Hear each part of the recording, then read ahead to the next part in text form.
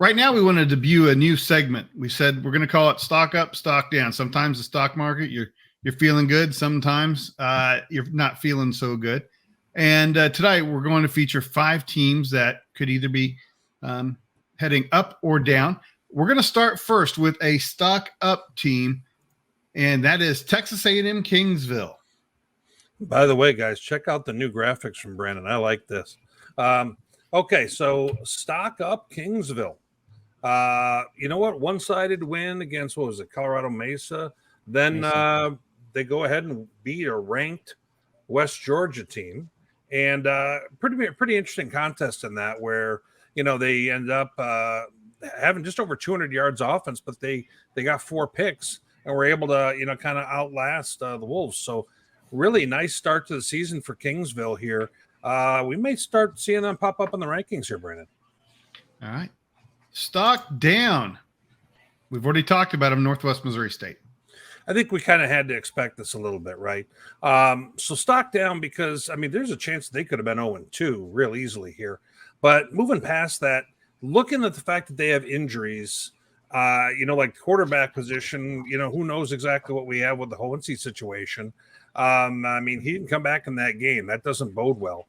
Wide receiver injury, defensive back. They've got some of the best players in this football team who are hurt, which kind of puts them at risk a little bit for a program that's used to that being the standard, making the playoffs.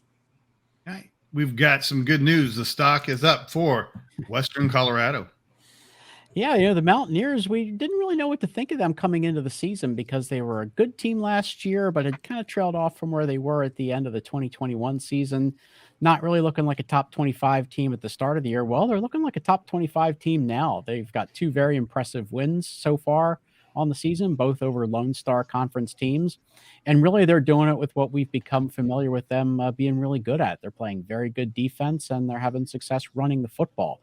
Not a very explosive offense. We still want to see them try to, overcome a few deficiencies that they have. They're not throwing the ball particularly well. I think only about 115 yards a game in the air. But they've got some running backs who are doing a good job on the ground, and they're playing very good defense. So we'll see when they get into conference play. Obviously, they're gonna need a heck of a defense to go up against Pueblo and Mines, but they're looking like a team that's up for the challenge. All right, a team that so far has not been quite up to the challenge. Limestone, their stock is down.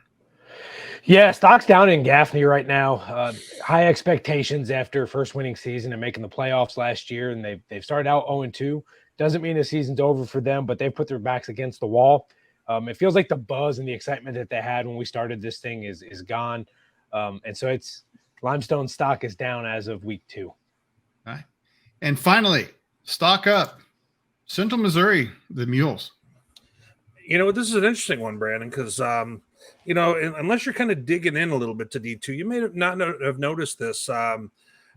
Quarterback transfer from Southern Illinois, Zach Zabrowski, he's thrown for, 400 yards each of the last 2 contests and 5 scores, leads the NCAA in passing yard or in D2 in passing yards. And they're 2-0, obviously, with wins over, a pretty steady Missouri Western squad who, we're not going to say that that's a by any means a low-level win. And Central Oklahoma, who, I got to be honest, guys, I kind of thought that maybe that'd be a squad who would be competing for a playoff spot. They still made this year. But I think the Mules stock is definitely up.